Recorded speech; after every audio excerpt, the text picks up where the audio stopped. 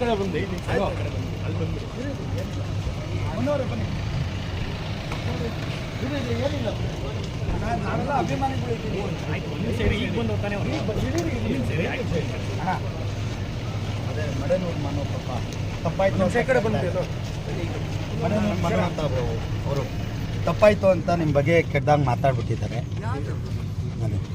Film ದಣ ಕುಲದಲ್ಲಿ ಕೀಳಿ ಯಾವುದು ಆಯ್ತಣ್ಣ, ನೀವೊಂದು ಕ್ಷಮೆ ಅವ್ರಿಗೆ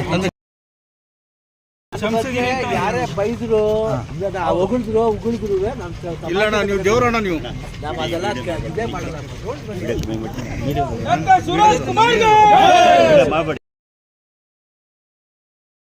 ಡಾಕ್ಟರ್ ಶಿವರಾಜ್ ಕುಮಾರ್ ಅಪ್ಪಾಜಿ ಅವರ ಹತ್ರ ಬಂದಿದ್ದೇವೆ. ನಾವೆಲ್ಲ ಡಾಕ್ಟರ್ ರಾಜ್ಕುಮಾರ್ ಅಪ್ಪಾಜಿ ಅವರ ಅಭಿಮಾನಿಗಳು. ಅಂದರೆ ಅವ್ರನ್ನ ನೋಡಿಕೊಂಡು ಕನ್ನಡ ಚಳುವಳಿಗಳನ್ನ ನೋಡ್ಕೊಂಡು ಬಂದಂಥವ್ರು. ಇವತ್ತು ಮಡೆನೂರು ಮನೋರು ಒಂದು ಕೆಟ್ಟ ರೀತಿಯಲ್ಲಿ ಮಾತಾಡಿದ್ರು. ಅವ್ರಿಗೆ ನಾವು ಬುದ್ಧಿವಾದ ಹೇಳಿ ಈ ರೀತಿ ಮಾತಾಡಬಾರ್ದು. ಯಾಕಂದರೆ ಶಿವರಾಜ್ ಕುಮಾರ್ ಅಪ್ಪಾಜಿ ಅವ್ರು ನಿಜವಾಗ್ಲೂ ನಾನು ಹೇಳ್ಬೇಕಂದ್ರೆ ಭಾಳಷ್ಟು ಈ ನಾಡಿಗೆ ಕೊಟ್ಟಂಥ ಅವ್ರ ಕುಟುಂಬ, ರಾಜ್ಕುಮಾರ್ ಅವ್ರ ಕುಟುಂಬ ಕೊಟ್ಟಂಥ ಕೊಡುಗೆ ಯಾರೂ ಕೊಟ್ಟಿಲ್ಲ. ಈ ನಾಡಿಗೆ ಏನಾದರೂ ಕನ್ನಡ ಉಳಿದಿದೆ ಅಂದರೆ ಅದು ಡಾಕ್ಟರ್ ರಾಜ್ಕುಮಾರ್ ಅಪ್ಪಾಜಿ ಅವರ ಒಂದು ಕೊಡುಗೆ. ಅದೇ ರೀತಿ ಏನೋ ತಪ್ಪಾಗಿ ಮಾತಾಡಿದ್ರು, ಕ್ಷಮೆ ಕೇಳ್ತಾ ಇದ್ದಾರೆ ಎಲ್ಲರ ಮುಂದೆ.